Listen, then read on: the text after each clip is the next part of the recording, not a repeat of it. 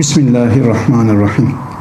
Dünya genelinde mağdur, muhtaç ve tüm mazlumların çığlıklarına ses vermeye çalışan Umut Kervanı Yardım Vakfımız, Yemen'deki kardeşlerimizin de çığlıklarına sessiz kalmayarak oradaki kardeşlerimizin feryatlarına ses vererek daha önceden acil yardım çağrısında bulunmuştu.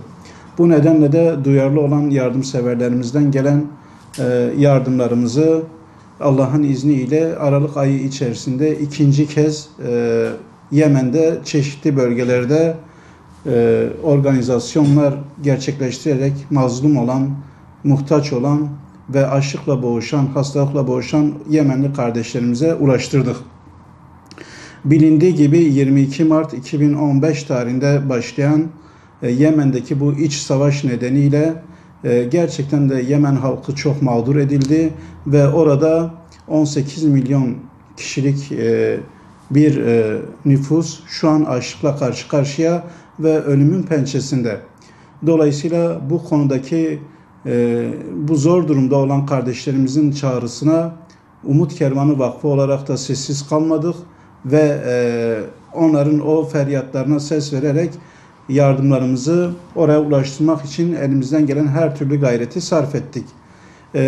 Özellikle geçen 18 Aralık'ta Hudeyde için İsveç'teki anlaşmadan sonra inşallah o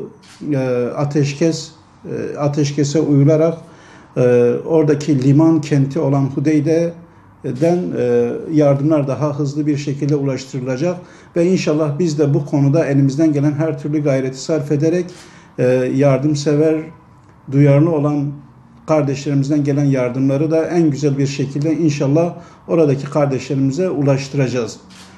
Bu konuda tekrardan Türkiye'deki bütün hayırsever halkımıza sesleniyoruz ve Yemen için acil yardım çağrımızı bir kez daha yeniliyoruz ve bunu tekrardan halkımıza duyuruyoruz.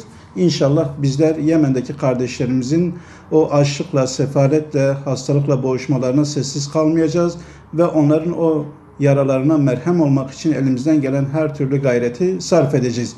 Ve bununla beraber yardımlarını gerek bizim aracılığımızla ve gerek diğer kurumlar aracılığıyla Yemen'deki kardeşlerimize ulaştıran tüm halkımıza da, tüm hayırseverlerimize de teşekkür ediyoruz. Onlara Allah razı olsun diye dualarımızı da yeniliyoruz. Rabbim yaptıkları her türlü yardımı kendi indinde kat kat artırsın inşallah.